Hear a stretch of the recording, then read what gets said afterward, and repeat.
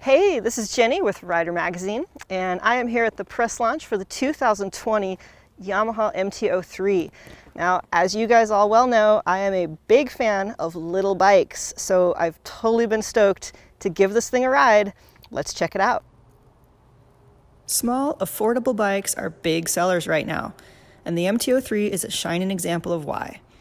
This is a bike that will appeal to new riders, city dwellers, and young people.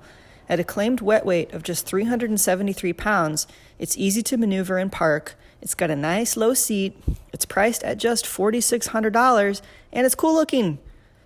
I mean, check out those wheels. Super rad. The MT-03 is basically a YZF R3 fully fared sport bike that's been given the Street Fighter treatment. The frame and engine are unchanged.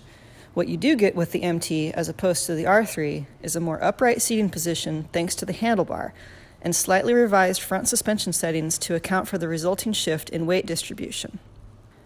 Around town, the MT is pretty tame, unless you like attracting the attention of the local law enforcement by winding it out at every stoplight. Out on the open road, though, get those revs up past 6,000 and you'll be rewarded with a noticeable boost. You'll just want to keep them there on the twisty stuff, which might mean a lot of shifting.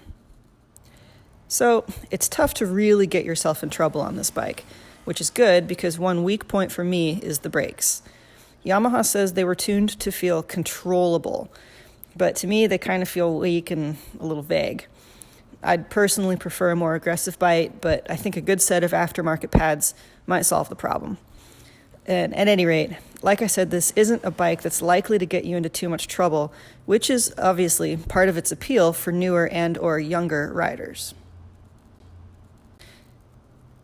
Otherwise, the MT-03 is a fun bike, and we're betting Yamaha sells a metric crap ton of them. It handles well, with suspension and ergos that feel dialed for a smaller size rider. New riders might outgrow it fairly quickly, but fortunately, Yamaha has the perfect next step, the MT-07. But that's a story for another day. All right, so as you can see, this bike kind of checks all the boxes. It's good looking, fun to ride, it's affordable, all good things.